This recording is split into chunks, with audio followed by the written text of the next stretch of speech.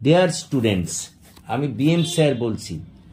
দেখো, আজ আমি 2024 সালের কলকাতা বিশ্ববিদ্যালয়ের BA fourth sem general political সায়েন্সের CCGE 4 পেপারের সাজেশন নিয়ে হাজির হয়েছি। দেখো, আমি এই সাজেশনটি বিগত কয়েক বছর কলকাতা বিশ্ববিদ্যালয়ের পরীক্ষার প্রশ্নপত্র ঘেঁটে এবং আমার অভিজ্ঞতার ওপর ভিত্তি করে এটাকে তৈরি করেছি। কিছু প্রশ্ন এখানে তোমাদের আমি বেশি দিয়েছি, পরবর্তীকালে আমি যখন লাস্ট মিনিট সাজেশন করব এর থেকে কিছু প্রশ্ন কমিয়ে দেব। কিন্তু এগুলি যদি তোমরা তৈরি করো তাহলে এ বিষয়ে নিশ্চিত থাকতে পারো যে এখান থেকে তোমরা কমন পাবেই পাবে, এর কোনো অন্যথা হবে না। আমি প্রত্যেকটি মডিউল থেকেই প্রায় 6টি করে কোশ্চেন দিয়েছি। প্রথমে 15 নম্বরের যে প্রশ্ন, বড় প্রশ্ন হয়, এই দুটি মডিউল থেকে সেই দুটি মডিউলের প্রশ্ন 15 নম্বরের প্রশ্ন লিখিয়েছি। তারপর দুটি মডিউল থেকে যে আবার 10 নম্বরের প্রশ্ন হয় সেটিও আমি দিয়েছি। তো এসব আমরা প্রথমেই ঢুকে পড়ি মডিউল 1 15 নম্বরই কোশ্চেনের জন্য।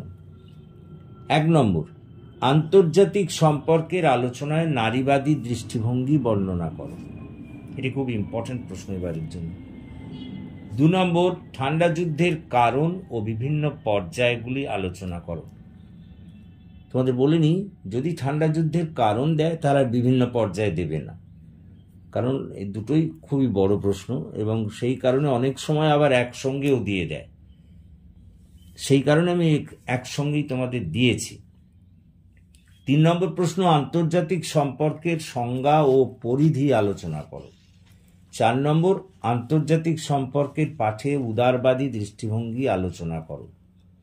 5 নম্বর, আন্তর্জাতিক সম্পর্ক পাঠে বিবর্তন আলোচনা করো। 6 নম্বর, দ্বিতীয় ঠান্ডা লড়াইয়ের যুগে দাঁতাতের বিবর্তন আলোচনা করো। এই গেল তোমার মডিউল 1 থেকে 15 নম্বর বড় প্রশ্নের সাজেশন।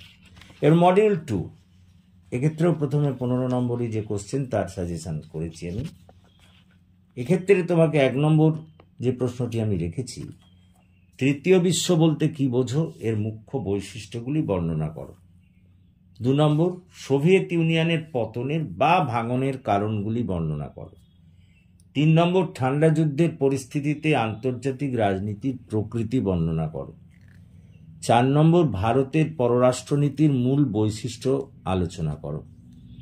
5 নম্বর, একবিংশ শতাব্দীতে চীন ও জাপানের উত্থান ও গুরুত্ব বর্ণনা করো। 6 নম্বর, বিদেশ নীতির বিবর্তন আলোচনা করো।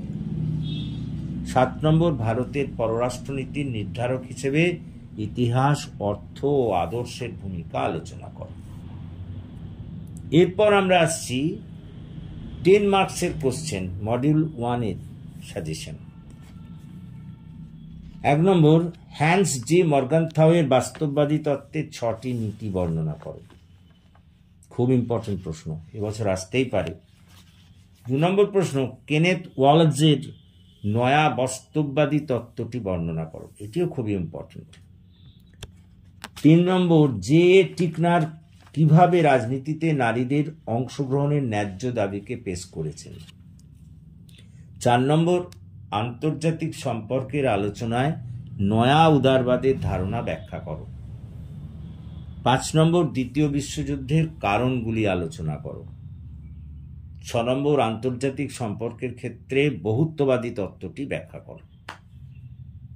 দেখো, এই যে 6টা আমি মডিউল 1 10 মার্কসের কোশ্চেন দিয়েছি, এখান থেকে কিন্তু কমন পাবে। মডিউল 2 10 মার্কসের কোশ্চেনের জন্য আবার 1 নম্বর, একবিংশ শতাব্দীতে আন্তর্জাতিক রাজনীতিতে রাশিয়ার গুরুত্ব আলোচনা করো। 2 নম্বর, ভারতের পররাষ্ট্রনীতিতে জোট নিরপেক্ষ নীতির গুরুত্ব বর্ণনা করো।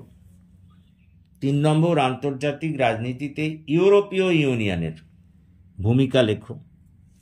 4 নম্বর, কিউবার ক্ষেপণাস্ত্র সংকটের ওপর একটি টিকা লেখো। 5 নম্বর, পেরোস্ত্রয়িকা ও গ্লাসনস্ট নীতি আলোচনা করো। এবং 6 নম্বর ঠান্ডা যুদ্ধোত্তর পরিস্থিতিতে আন্তর্জাতিক রাজনীতির গুরুত্ব লেখো।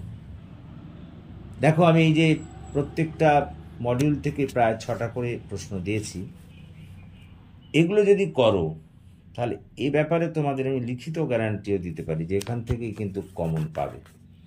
তবে আরও কিছুদিন বাদে আমি যখন লাস্ট মিনিট সাজেশান করব, তোমাদের আগেভাগে বলে রাখি, এর থেকে কিছু কোশ্চেন বা কিছু প্রশ্ন আমি কমিয়ে দেব।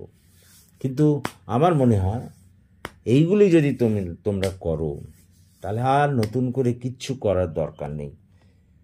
সো আশা করি তোমরা বুঝতে পেরেছো। যদি তোমরা বুঝতে পারো তাহলে তোমাদের বন্ধুদের মধ্যে এই কোশ্চেনগুলি শেয়ার করো, এবং তোমরা যারা এখনও পর্যন্ত আমার এই চ্যানেলটিকে সাবস্ক্রাইব করোনি, প্লিজ সাবস্ক্রাইব মাই চ্যানেল, যাতে আমি আরও এগিয়ে আসতে পারি এবং তোমাদের আরও বেশি করে কাজে লাগতে পারি। So that's all for this day. Thank you for watching and listening. Please comment, share and subscribe to my channel.